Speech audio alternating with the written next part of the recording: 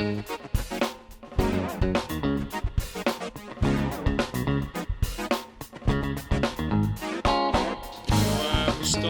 right now. Good morning. Hey, how are you?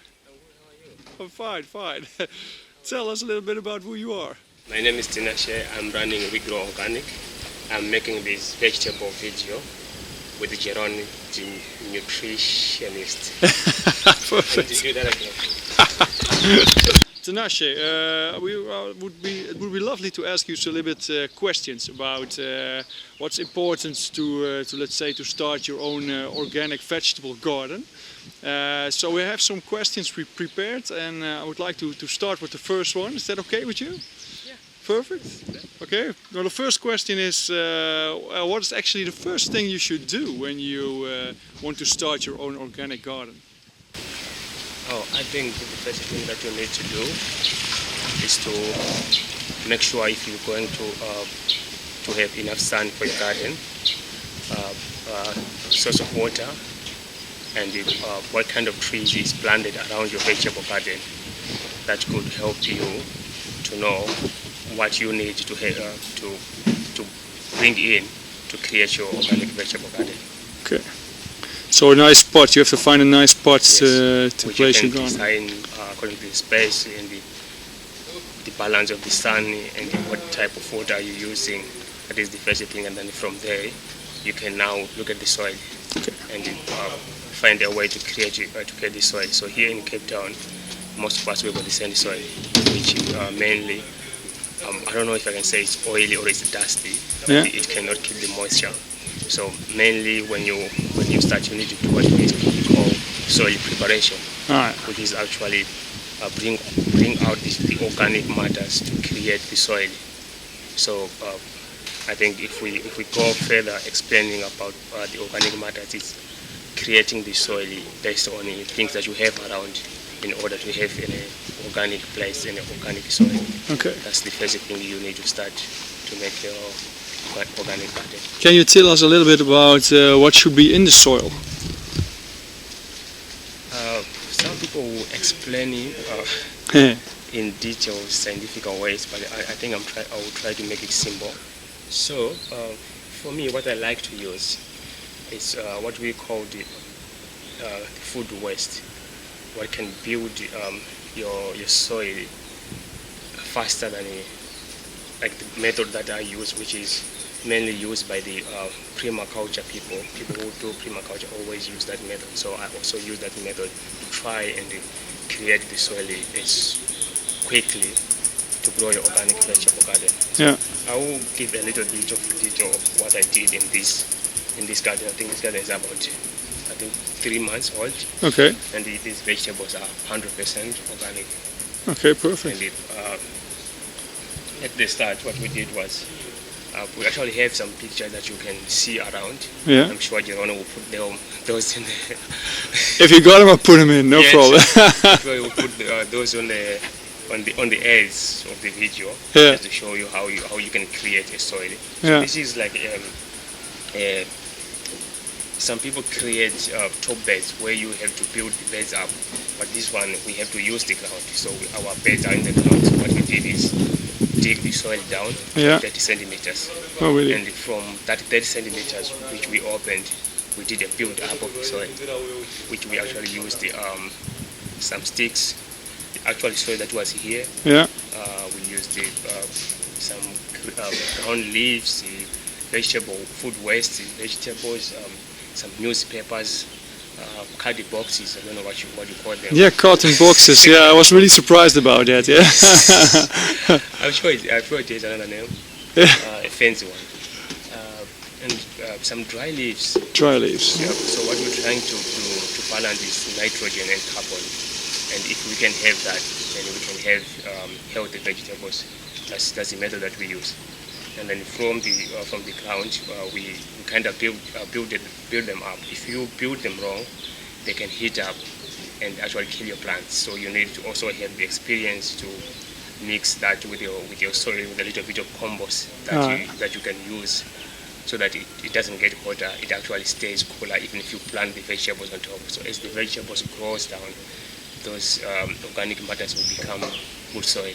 Alright. That's the method that we use. And then now if you spray these sprinklers around, which is our method, our water system here, Alright. the water won't run. It will actually sink in, and we have got these beautiful vegetables here. As you told me as well some time before, is that you what you do in order to create enough nitrogen in the soil is that you first, before you plant other vegetables which you can actually harvest, you're planting some other basic vegetables to make sure that there's enough nitrogen in the soil. So could you tell me a little bit more about that?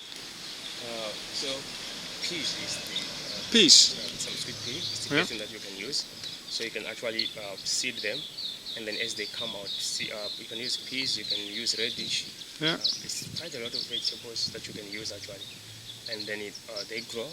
As soon as they grow to I think 20 centimeters, then you can cut them back and actually mix them into the soil. Really? Okay. Yes, and then the other vegetable that we actually have here is comfrey. I'm sure a lot of people will be watching this video.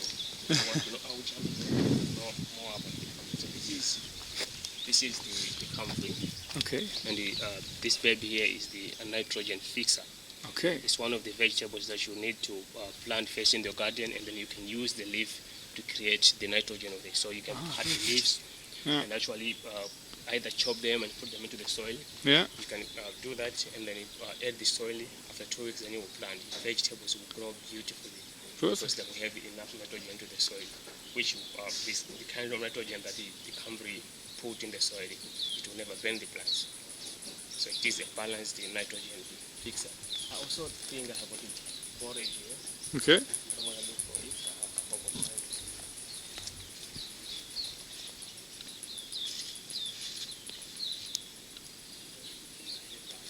finding it. Already in the soil.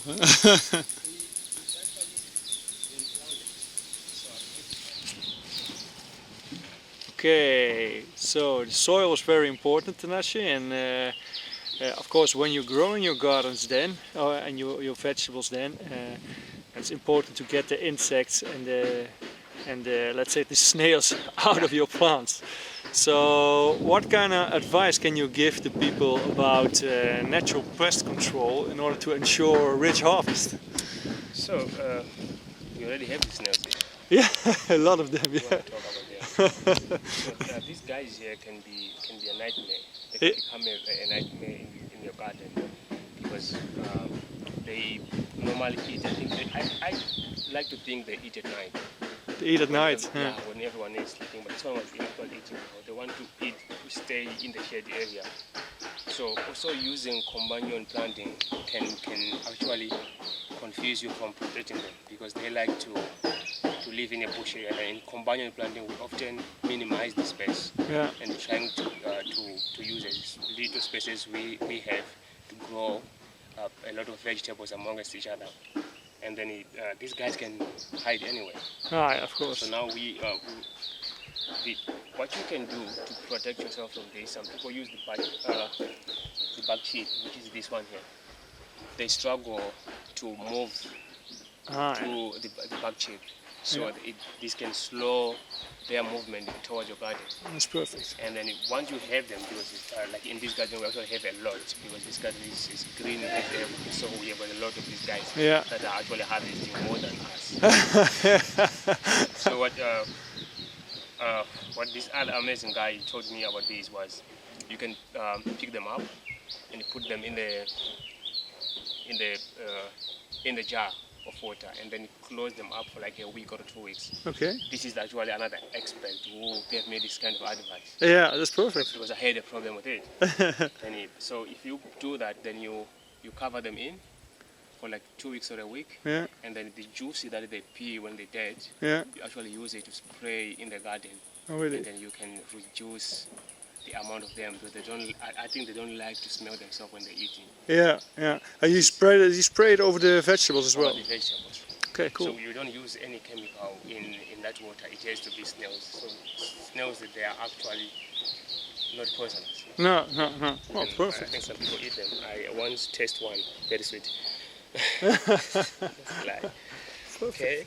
Okay. That's what you do, and then Of course, we don't have only one pest. We have got a lot of them, Yeah. dozens of them. The other thing that you do is, I think what I did in this garden is it looks crazy because everything is planted, mixed together. Yeah. For example, we've got tomato here and cucumbers who are actually taking each other's space. It is actually another way of protecting the diseases. And Yeah. you have got kale pepper, some spring onion planted among each other. It is actually a way of confusing the bugs. As you know, the kale is very liked by the butterflies. Yeah. So when the butterflies comes here, they can actually come there and maybe jump to the pepper, and then they come to the onions, and they won't like it. They will think there's not enough food for themselves because it is a mix of things that they like and things that they don't like. Yeah. So the smell and the texture of the vegetable is actually different without a distance, and then They move on not quickly. like that. Then they have to move on very quickly and they try to look for another place where they can have enough food Yeah. to breed. Okay, perfect. This is another way of pest controlling. Perfect, thank you. Another system that you need to use while planting these vegetables is knowing how big that this vegetable grow. It's one thing that you need to do. What does this vegetable? How do they grow? So, for example, I already know this guy can grow taller. Yeah. And then this spring onion, in the morning, the vegetables want the sun in the morning. So in the morning, the sun is coming from this side, and you cannot shade these guys here, because if you shade them, then they will grow very thin. So you need to bring them out of the space. You want them there, but where they can have the sun. So for example, we have got peppers here, we have got these guys here, and then we have got this kale, and we have got these Tomatoes. tomatoes can grow very big. So what Tall, I do is put tomato on the far corner, Yeah. and then it bring the next thing that can grow better, which is kale, which can grow a bit taller. Yeah. And then from there you put your spring onion here. There still be a space to get their sunny, and then at the last end we've got peppers, who actually can have their peppers even if they are this much, depending on how you feed them. So you also need to balance how you plant them to make sure that all of them are getting the sun. And Perfect. then from there, they grow healthy and protected from the bugs. It is actually a technique that you use using your experience, knowing that how are they going to grow bigger and which one needs the sun the most at this age. That's how you can have these vegetables grow beautifully. Perfect, thank you. The same system is used in this garden here. We have got these eggplants. Eggplants. Which can grow huge. They can grow big, and then they're followed by spinach. Because it's summer now, spinach also need a little bit of shade like during the day. So you have got a little bit of eggplants close to them to protect them from the sun, but they're still getting the sun. And then you've got kale at the far angle, they protect them a bit from the sun, but they still get the sun. This is the same thing as they are. These celeries. Perfect. So here in Cape Town, I don't know if you have got a lot of problems. Here in Cape Town, the celery gets, I don't know if it's a fungi or it's what they call the rusty. And mainly this rusty is caused if it is planted on an open space where it gets all the wind. Some people says it's the, I'm not very good with the wind, how it goes. Yeah. But they like to see the wind. They say the wind from the beach actually comes out with the soil, and then as it blows, it comes and burn these these vegetables as they grow. Okay, cool. So using a little bit of experience growing these guys, what I did was, because normally that wind comes from this side, This side, and it will be hitting the vegetables. They can be protected and grow beautifully if you put them on the far angle where when the wind is blowing, they will be protected, and then they can grow beautifully, and then you actually minimize the rust. Otherwise, if they were not there, they would have all the rust around them. That is the other way, and it's the same system that I explained on the other bed, that you actually grow the vegetables grow bigger than the other next to each other, but understanding that where how much, where do they want to get the sun and what time. Okay. So you have to balance with your garden. Yeah, you have to think about the wind and you have to Yes. think about the sun. You have to think about the sun. Yeah. You have to understand the environment. You have to understand how the sun moves. Perfect. And season. Where is the sun going to be? How is it going to be moving? And this season, what do I need to grow? What grows best? So, Tinashe, well, we know a little bit about the soil. We know that we have to know where the sun comes from and where the wind comes from, of course. So then you want to grow your vegetables. So what kind of vegetables are actually easy to start with? For me, I'm like the most beginning farmer ever. So for me, everything is new. So what would be a easy vegetable to grow and to harvest? These vegetables to grow is actually depending mainly on the season that you are. Okay. So first thing that you need to know the area that you are. Maybe you might be in Zimbabwe, like me, Yeah. or else maybe you are in South Africa, in Joburg, or else you are in Cape Town or Netherlands. Yeah. It all depends on actually where you are and what grows best in that season. Because any vegetables that you're going to grow, if you're going to prepare the soil beautifully, I would say that spinach is easy. Yeah. It grows all year round. Lettuce is easy, but it grows all year round. But the planting season of spinach is actually a bit different. If you plant it in the wrong time, it cannot grow sometimes. Okay, cool. So it's one thing that you need to know, that you need to know the seasons. Which season are you growing these vegetables, and does it grow in this area in that season? And Yeah. then that's how easy it will be to you. Okay. If you grow the tomato maybe in the middle of winter in Cape Town, it can be very difficult if you are not putting them in tunnels where they can get enough heat. So that's one thing you need to understand, that you need to grow the vegetables that grow in that season. So the seasonal vegetables. So like in this garden, it looks very easy because everything that is growing in this garden is actually in the season. Yeah. So everything that is growing in this garden is actually happy because it is growing in its season. In this right season. If I were to plant this eggplant in winter, trust me, it wasn't going to look like No, I can it was understand. going to be very sick. So it's actually depending on the season. If you get the season right, if you start at the right time of the season, and then you're going to have good vegetables in that season. But best season to grow in Cape Town is summer. Yeah, good. I think the same thing goes for the Netherlands. Best season to grow is now. This is where you can actually have a variety of vegetables.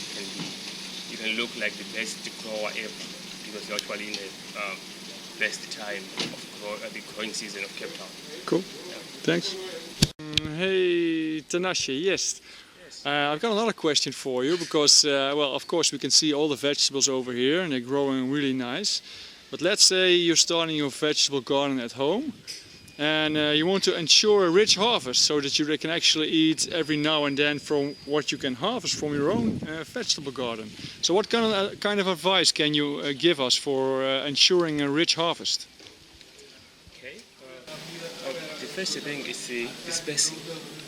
The spacing which we actually, for rich harvest, you actually need your vegetables to grow freely. Okay. And not to be way too close to each other. Okay. Which is different. Here we actually have vegetables very close to each other. But one thing that you actually don't notice is it is not one vegetable close to each other. Okay. It's a brinjal which likes kale close to the kale. Okay. Brinjal which likes spinach close to the spinach. But spinach and spinach is actually about 30 centimeters more than that. About, I think this is like 60 centimeters apart. And then the kale is actually about Okay, so centimeters apart. it's no problem if you place two different vegetables next to each other, but it's more like a problem if you place the same vegetables next to each other. It can be a problem if you put the same vegetables way together. They can have fungi. The disease can jump from another vegetable to another vegetable very easily. In a day, you can have all these kale eaten by caterpillars. But the caterpillars won't want to climb through the spinach because they don't eat spinach. So they will stack it in the same vegetables. The vegetables need the space that they need, which is this one. They're like I think this is like a meter. apart from it and that. But in between them, there's something else that can grow close to the brinjal. So the spacing is very important, but you can maximize by interplanting and the companion planting. Combine them together, and then they can be happy, and you still can use a small space to grow a lot of vegetables. So for rich harvest, companion planting is one of the best way you can do to also minimize the space and get the best vegetables in a very small space. I think that's what we're going to call rich harvest. Okay. Because you can have all the nutrients that you want from different vegetables from a very little space. Okay.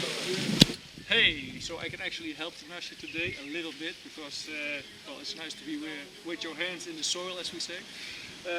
Well, this one we're going to harvest today. It's about an onion.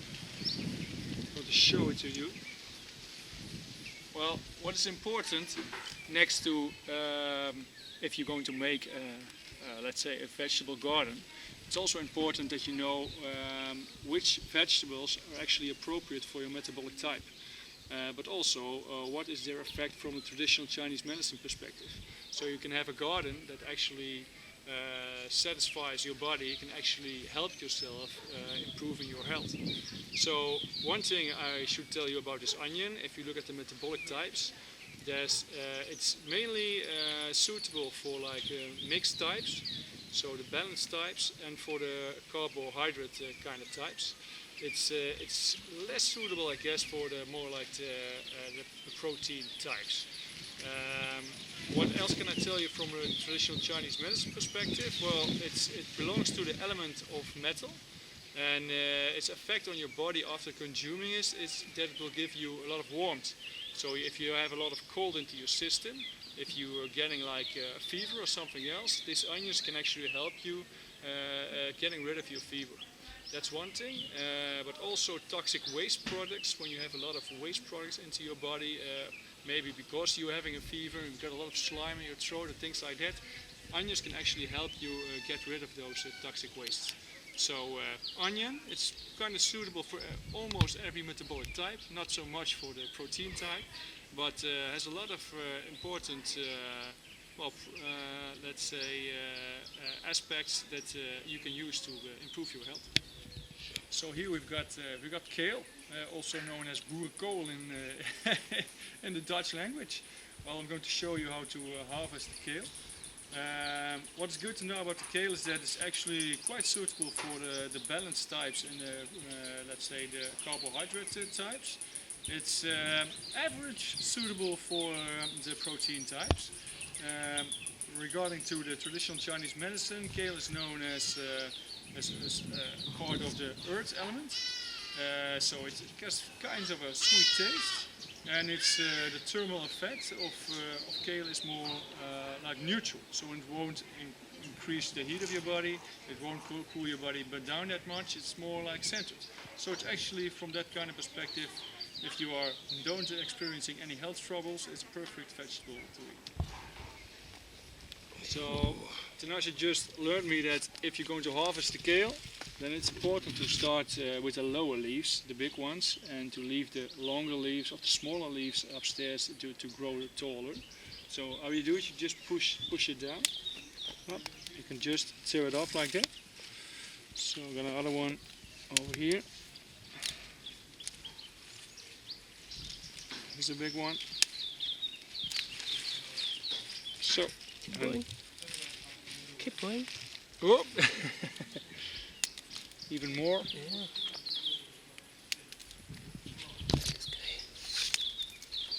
Yes, he looks clean. Wow, look at this. From one. This is from one plant. That's nice, eh? Yes. I can make a nice stew from this one. Stompot. Okay. Yes, so we're here with a nice buck on the spinach. There's a nice one actually. We leave it over there. With the spinach, so what can I tell you about spinach? Well, it's from a traditional Chinese medicine perspective. It's from the element of earth, and it actually has a refreshing effect after you consume it.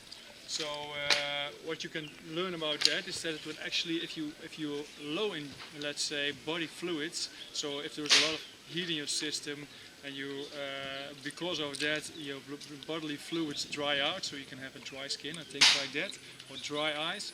And spinach can actually help you next to other vegetables and meats as well, to make sure that you uplift your bodily fluids by eating spinach.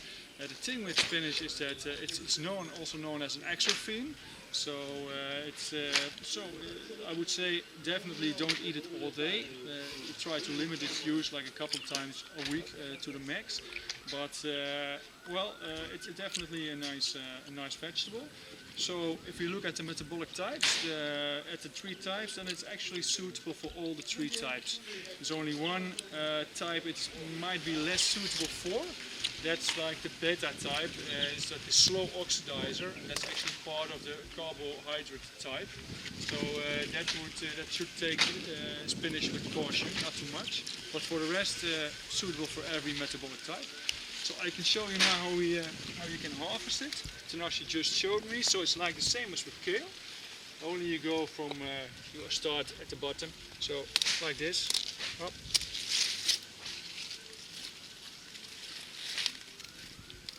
Really big leaves.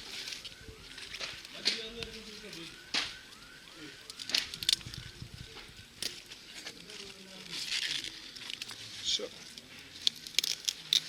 Ooh, voila. Show us the bunch. Look, that will give a lot of spinach at your supper meal. That's from one plant.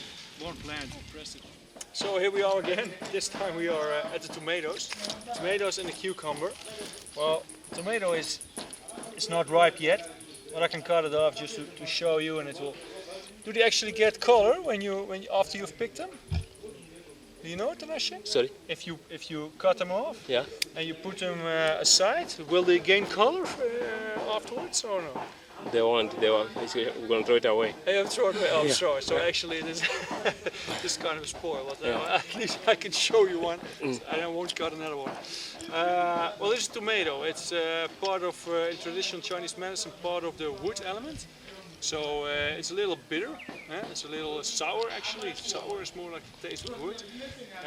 So what we know is that it's actually really cold. So when you consume a lot of tomatoes, it will generate a lot of coldness into your body. So when you already have problems in winter keeping your own body warm, definitely do not eat a lot of tomatoes. It's better to eat like more neutral or warm foods like the onion we discussed earlier. So what can we know about the tomato? Because it has some great effects on health. If your body can stand it, because it's that cold. Because it can actually reduce and lower your blood pressure and lower your cholesterol. That's our important facts of tomato. But yeah, just always mix them in with other vegetables and other ingredients because they generate a lot of cold, definitely. From the perspective of the metabolic typing, I think it's less suitable for the protein types, but it will be like okay to use for the balance and the carbohydrate type, but using a lot of tomatoes for protein type won't be a good thing. So I will take you to the next one. Next plant is a cucumber. And this one, if I cut it, it's green, but you can actually eat it after I cut it, so that's good. Well, what do I know about the cucumber? It's of course, it contains a lot of water, so just as the tomato. So what you can know about the cucumber is that it will definitely be part of, will generate cold into your system. So eating a lot of cucumbers is not something you want, just as the tomato in winter. It's part of the earth element, I guess. I think it's a kind of a sweet taste. I don't think it's bitter, I don't think it's sour either. So my guess now is like belongs to the earth element. For metabolic typing perspective, I think that they're kind of suitable for every type. Might be less for the protein type, but I've got to look at that when I get home. So this is celery. Celery grows perfectly in the Netherlands as well. So the harvesting is almost the same as the spinach. So just cut only the long branches, not the small ones, because they can still grow. What can I say about the celery? Well, it's actually kind of suitable for every metabolic type. Again, for the beta type, I would say not every day, but use it occasionally. Next, from a traditional Chinese medicine perspective, we can say that celery has some nice properties, because one of those is that actually if you have a lot of, let's say, stress and let's feeling disrelaxed in your head, that this will actually generate some more quietness and some more peace in your head. So eating celery will give you a little bit of mindful peace, let's say. So that's one thing. The other thing that's nice mentioning is that when you're holding a lot of fluids like toxic waste or things like that, that celery can help you eliminate toxic waste. So you can try it at home. Let's say if you have any overweight or have the feeling that you have very heavy arms and legs, eating a lot of celery, according to your metabolic type, but if you eat celery, then you will find out that you have to go to the toilet a little bit more, because it actually helps you getting rid of toxic waste, let's say, and let's say excess fluids. So celery, nice vegetable. So we got some other vegetables over here. This one is potato. Are the potatoes ready yet to harvest?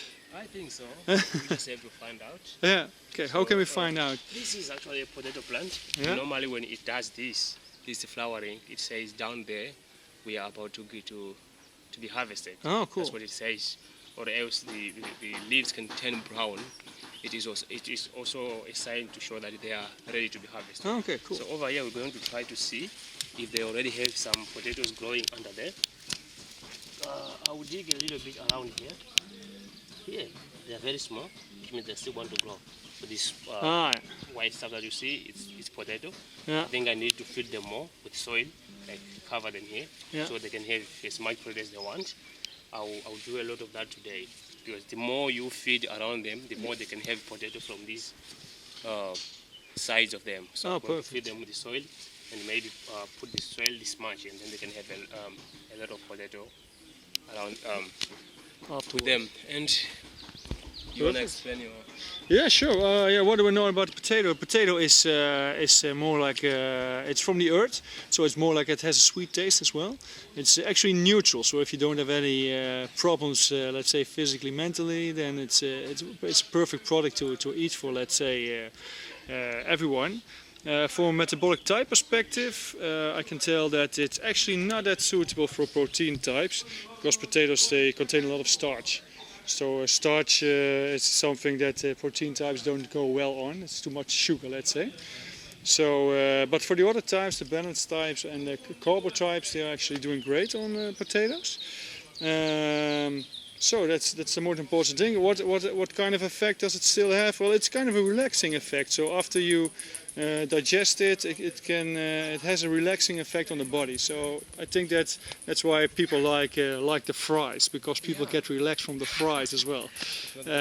Yeah, and another good thing of the potatoes, if you boil them and you eat them cold, they're actually very good for your stomach. So if you want to increase your let's say your micro, I would say darm flora, but your intestines and the health of your intestines, then it's actually a good thing to every now and then eat some boiled potatoes, but then when they've cooled down.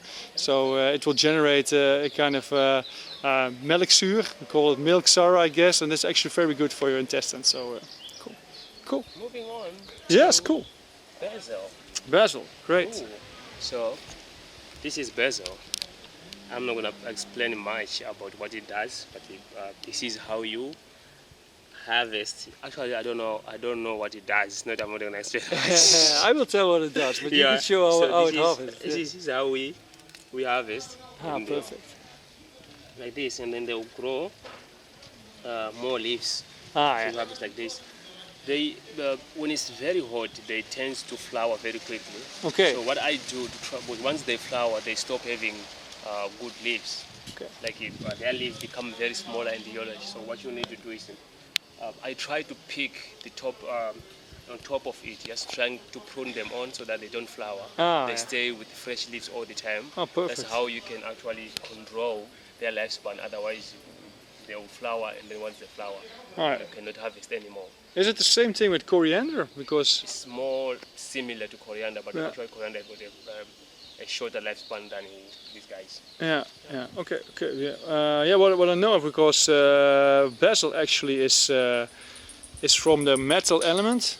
So this one actually generates warmth into your body. So if you have coldness into your body, it's the same thing with the onion. It can generate a little bit more warmth, so that you don't have problems with your digestion anymore. You can make sure that you won't have, let's say, cold fingers and cold feet anymore if you eat enough, let's say, warm products or warm vegetables. Let's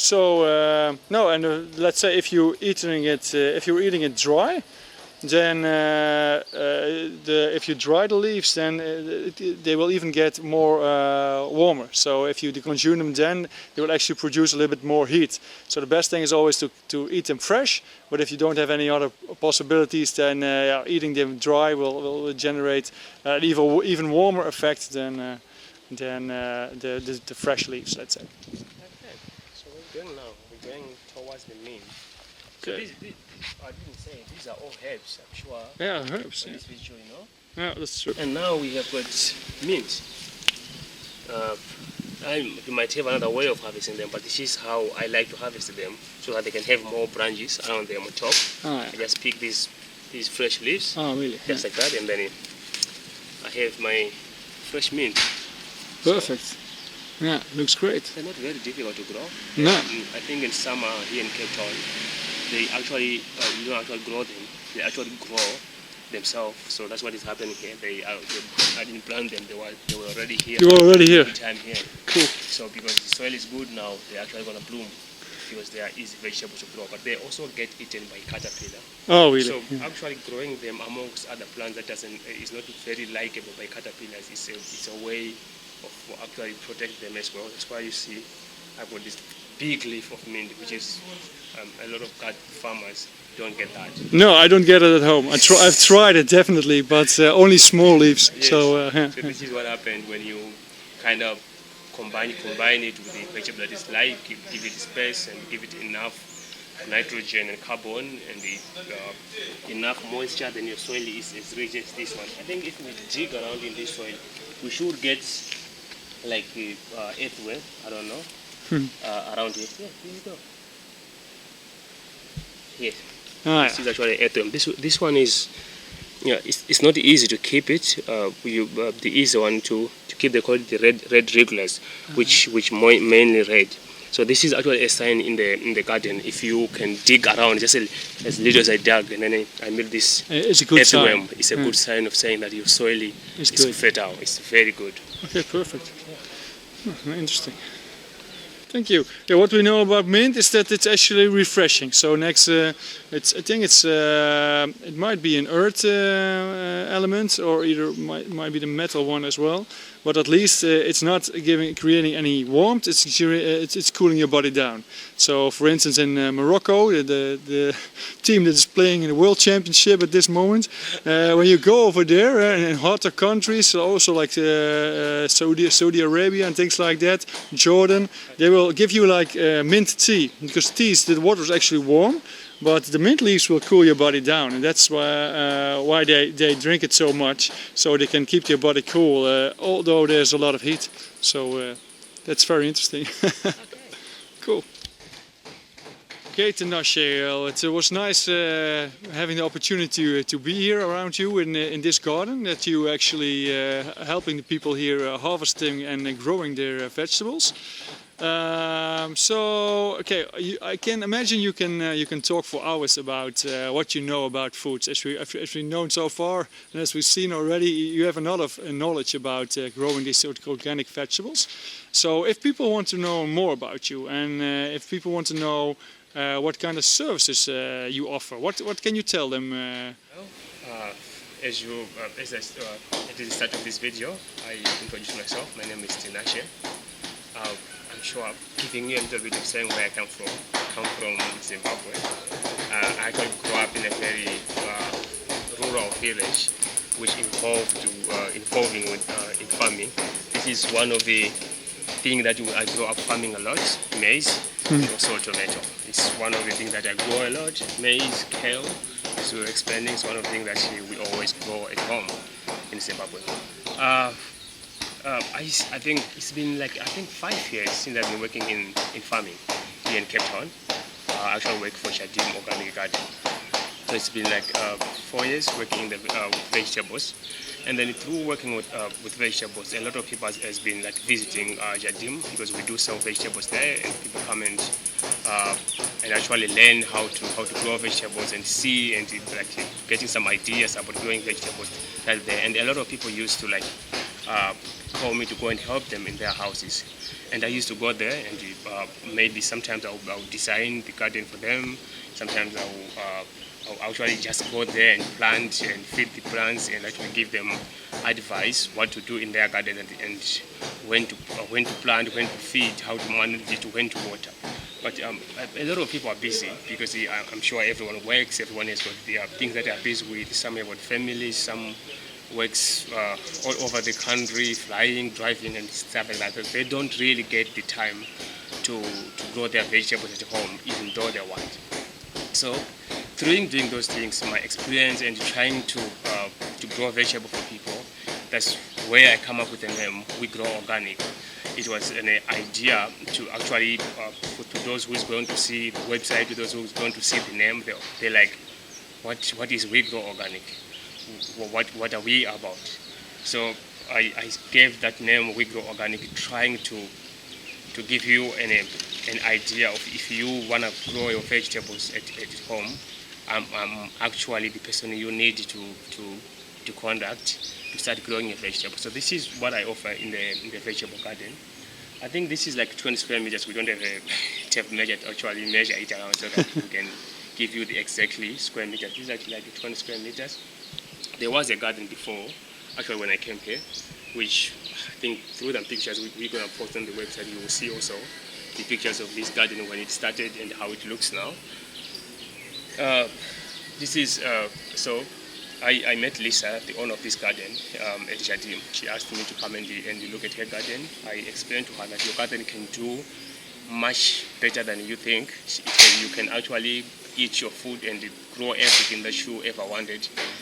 All you need to do is to rebuild your soil, and if you don't have time to maintain your garden, this is what I'm starting to offer people: maintaining vegetable garden for them, coming and harvest for them, and design it in a way that suits them, designing it with them, putting things that they want in their garden, working with them hand in hand to also build an organic vegetable garden that suits them with their houses and what they like in their house. So in this area here, we've got about 20 square meters. If you would like to contact us, to contact me, you can go to the website. You will see my phone number is there, my WhatsApp number, and then from my WhatsApp number, we can chat, and then I can come and give you consultant.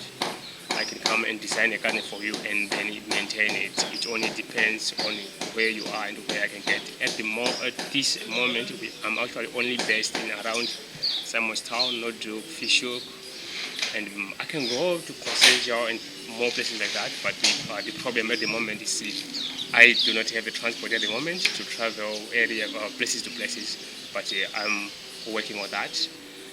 As soon as I have my own vehicle, I would like to call myself worldwide. That's a job. Worldwide. Thank you very much. And thank you very much to Jerome.